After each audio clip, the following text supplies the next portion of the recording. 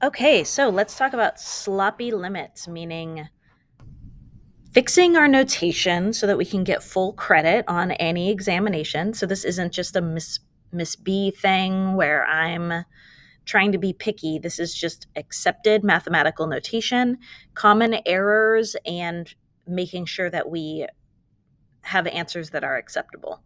So if I plug in 1 and I solve this limit, do I get 3/4? I do. So the answer is 3/4. But the way that this answer is written is wrong. You cannot have a limit equals. It's missing something here.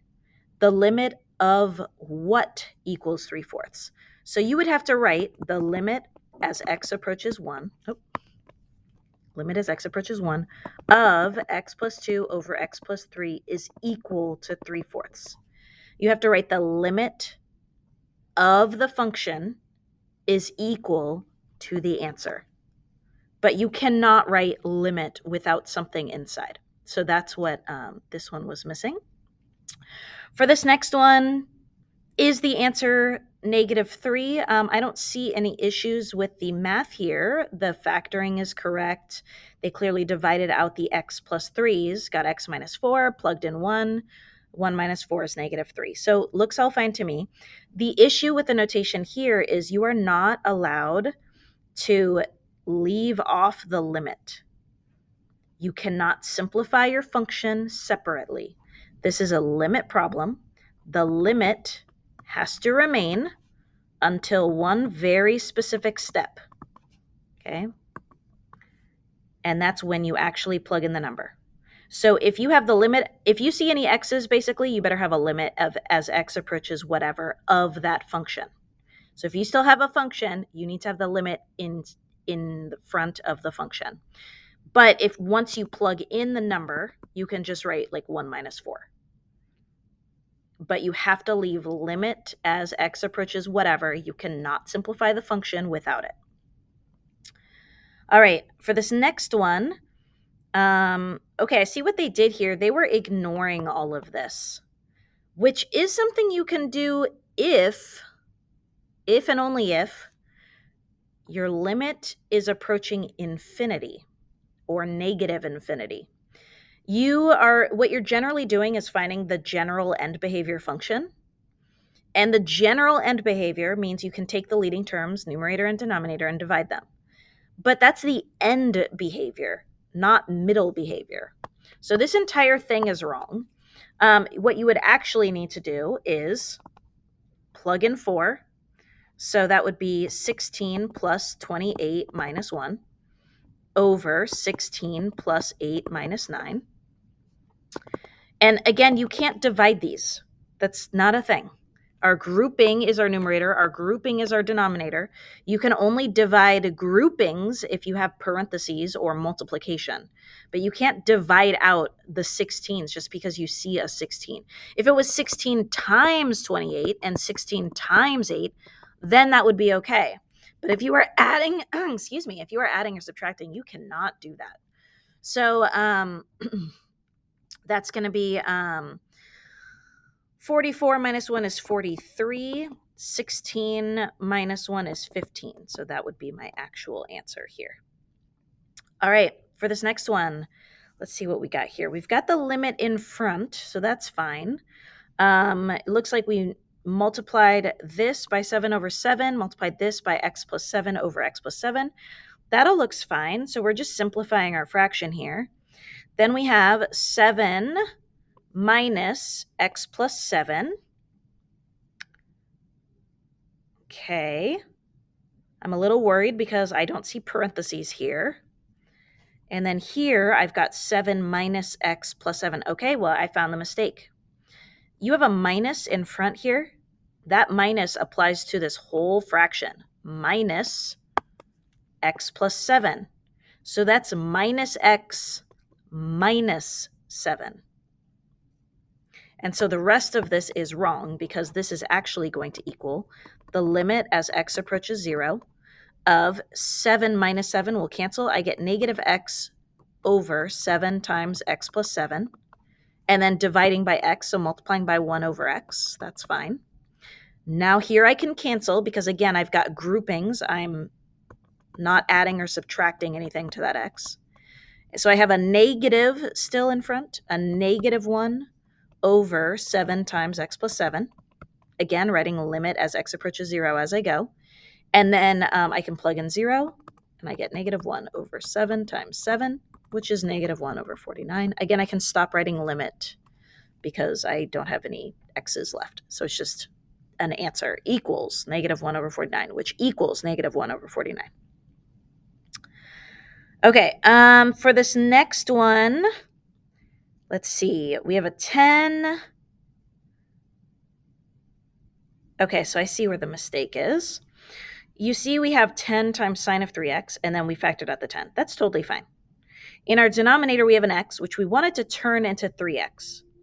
But you can't multiply by 3 to get 3x. That would give you 10 over 9x, which is not what we started out with.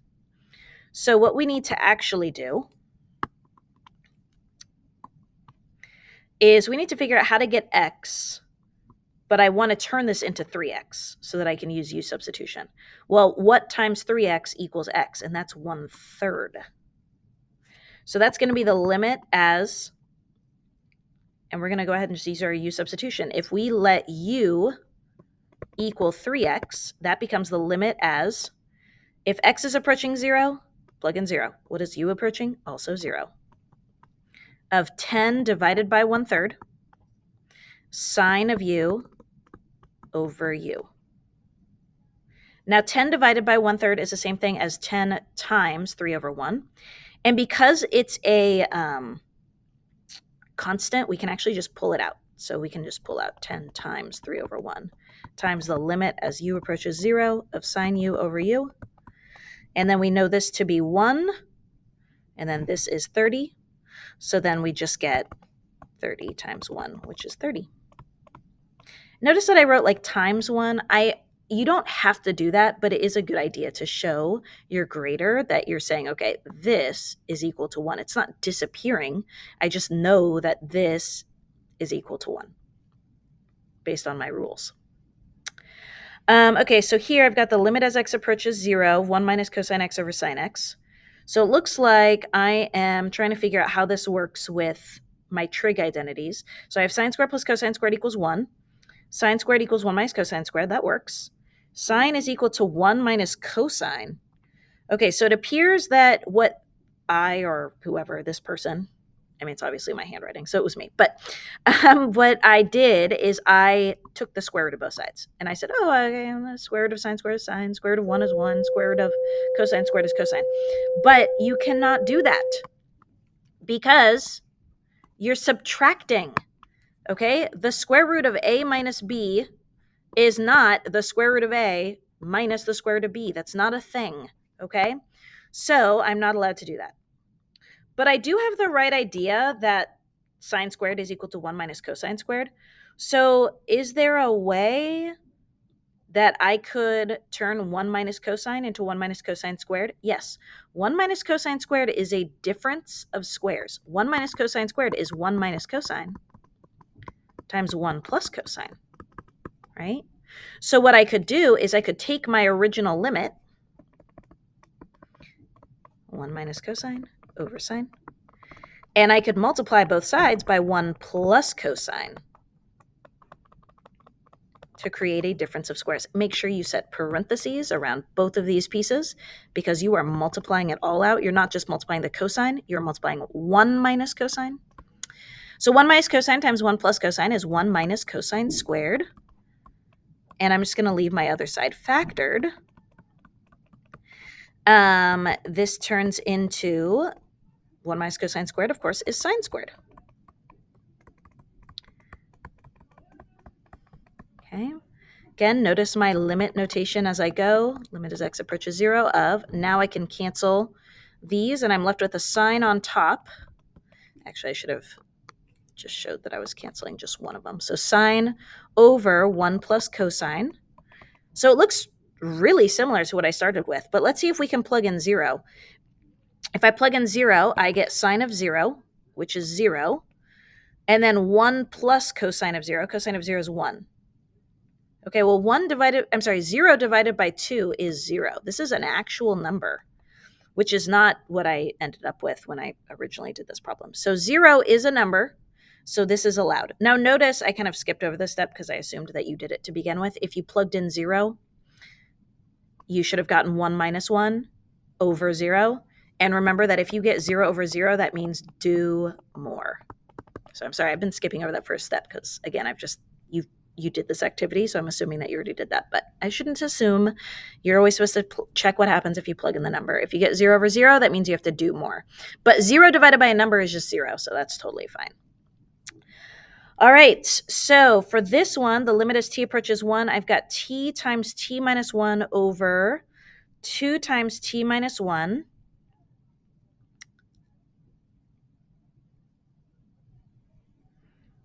Okay, and then I've divided out the t minus 1s. And I got a half. Okay, I can't do that. So that is a problem here. What I am allowed to do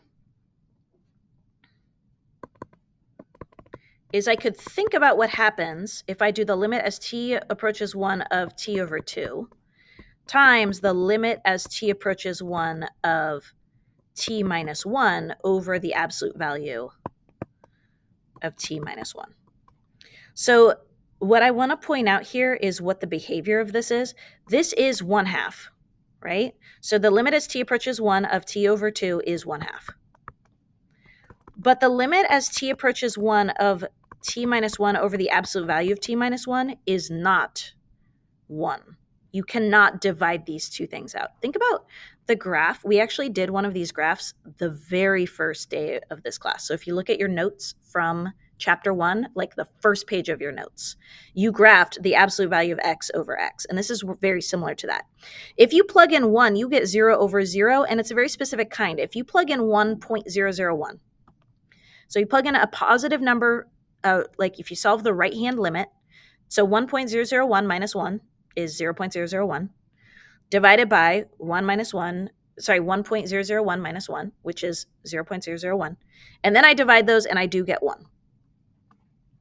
But if I plug in 0.999, so 0.999 minus 1 over absolute value of 0.999 minus 1, I get negative 0.001 over 0.001. So that's negative 1. So this graph looks like this. Those limits do not match up. So yes, I do have a 1/2 in front, but this limit does not exist because the limit as t approaches 1 on the left-hand side, or on the positive side, does not equal the limit as t approaches 1 on the negative side of t minus 1 over the absolute value of t minus 1. So this limit does not exist. I shouldn't say equals does not exist. The answer does not exist. Didn't leave myself much room here. DNE. The limit does not exist. And you don't need to write limit equals DNE. That doesn't make sense. Just write DNE. Okay, last one, really quickly. The limit as y approaches 0 of 2 sine 2y over 3y. So this is very similar to the one we did before. We factored out a 2/3 sine of 2y over y. That works. And then we wanted it to be sine of 2y over 2y. So we factored out a 3/2. So 3/2 times 2y is 3y. So that looks fine. Oh, but then we divided out a 2y. You can't do that. So the way they had it set up before they crossed out the 2y was totally fine. But you can't it's not sine times 2y. That's not a thing. It's sine of 2y. 2y is plugged into the function. 2y is attached to the function. So let's go back. This is the limit as y approaches 0 of 2 over 3/2 times sine of 2y over 2y. Then we can use u substitution. So we've done this before. That's the limit as, okay, if y is 0, then u is also 0. 2 divided by 3/2 is the same thing as 2 times 2/3. And then that would be sine of u over u. So that's 4/3 times the limit as u approaches 0 of sine u over u. We know that this is equal to 1 because of our special trig rules. So my answer is 4/3. So pay attention to your notation. You will get points taken off if your notation is incorrect.